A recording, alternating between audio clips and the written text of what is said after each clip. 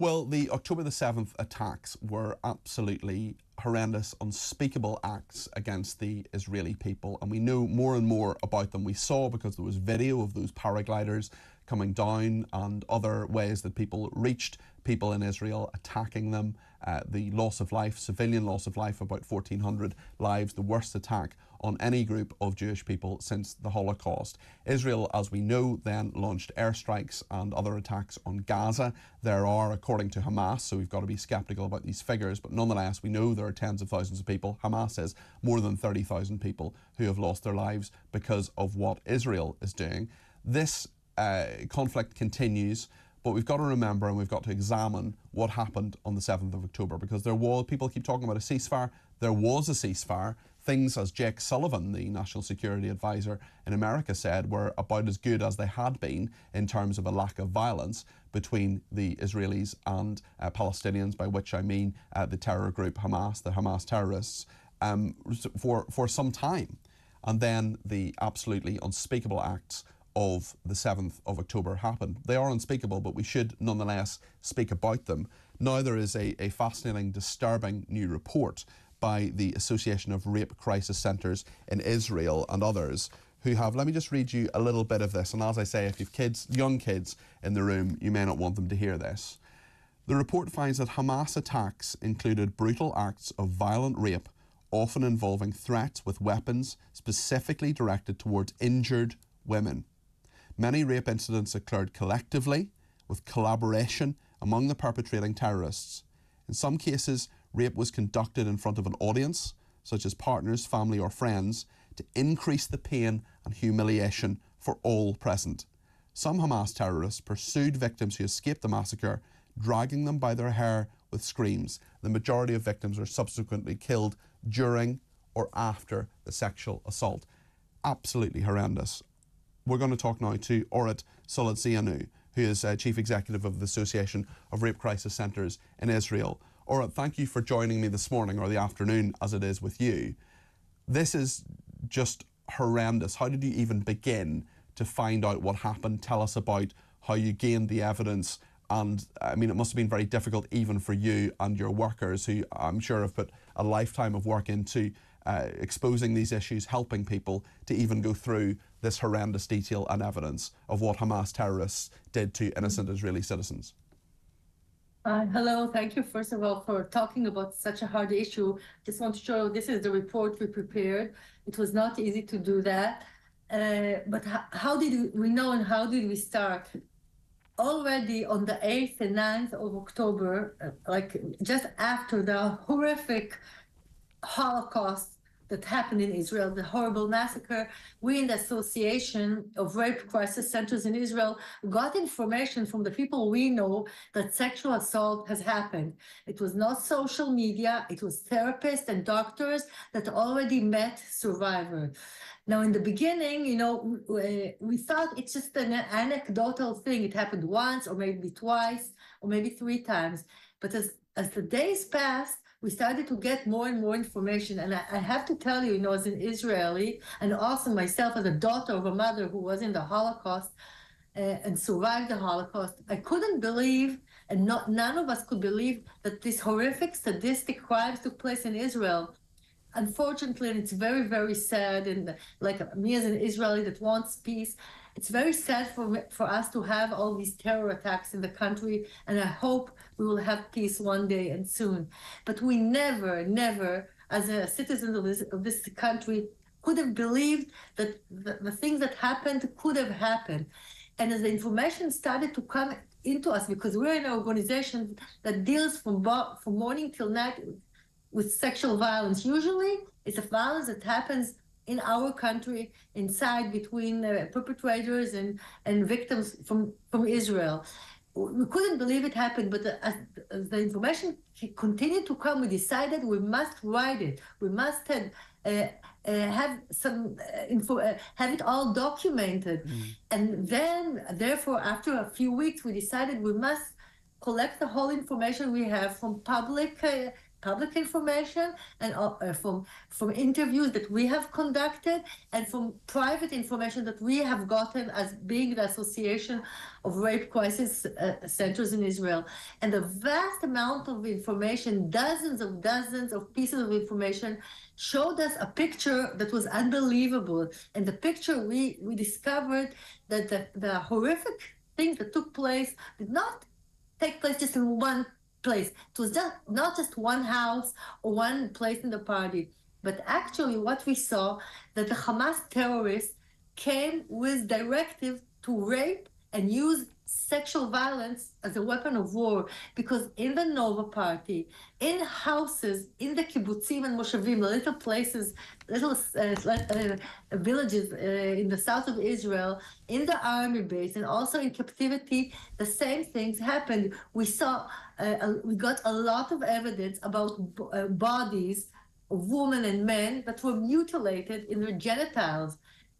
Information about a story about the graphic. I'll try to be very, very delicate. You're being very good, and we know that this is this is the late morning in the UK. We've got to be careful about what we talk about, but also we cannot shy away from the fact that anybody who is supporting Hamas in any way, whether they're carrying a banner in a pro-Palestinian march, there's no problem with people being pro-Palestinian. That's their right. They can do that if they want to. But if they're supporting Hamas terrorists in any way, this is what you're supporting. This is the weapon of war that Hamas terrorists have used and will continue to use. It is so horrendous, Orit.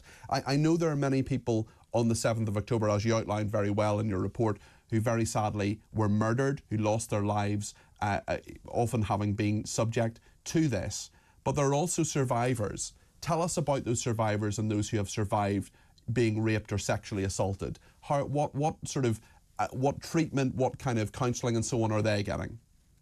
Okay, so everybody that works in rape crisis centers has this ethic, at least in Israel have, that we never give specific stories about people, but I can tell you a few things. And really thank you for dealing with this hard issue, but the world should know. And as you said, people in England who support Palestine, they can support it. But to support what Hamas did and say that it's okay because this is independence, this is very wrong. Because what happened in Israel is sadistic, brutal, and intentional crimes, war crimes and crimes against humanity. Now, what I can say that there are women who survived this horrific attack.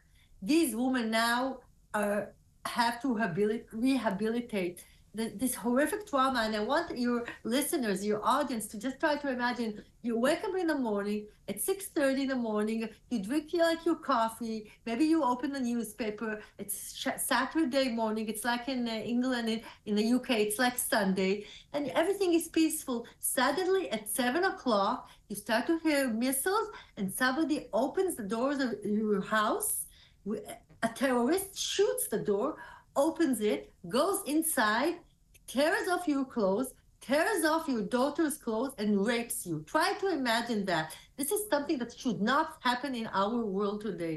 So the woman that just sat, or the daughters that just sat in their houses, very calmful, or there were others that danced in a big party that took place in the south of Israel, where a few thousands of people just went to dance and suddenly heard the missiles, started to run away, and they were hunted. The women were hunted like animals, and they caught these women, tore off their clothes and raped them and gang raped them. Try to imagine that. Try to imagine how a human being could feel after such a thing. It's hard to imagine, Nora. It's hard to imagine. There will always be people, some of them have contacted me already on this program, who say, this is nonsense, it's all been discredited, this is just propaganda. I mean, Ora, you work with these people on the front line of dealing with people who have had horrendous attacks against them. What would you say to people who doubt the evidence that you have put forward? I want to say, first of all, I'm an NGO. I don't get any money from the Israeli government. I and my staff and my colleagues, we decided to work in a rape crisis center and in the association because we want to fight violence against women. I just heard the news before this item, and I heard that about the sadistic rapes that happened also and killing that happened in the UK. We don't get money from the government. We're not in charge of any propaganda. I never dreamt in my life that I will have to deal with these issues. Now, the people who don't want to believe that, that's why I said to you in the beginning, I'm a daughter of a survivor of the Holocaust. My mother was 15 years old when she was in Auschwitz, and she had a number on her arm. She's not alive anymore. And many people in the world doubt that the Holocaust had happened. And to me, as a daughter of a survivor, I can't imagine that again my sisters in Israel were raped and gang raped, and their genitals were mutilated. And people in Britain and other places say, no, it did not happen.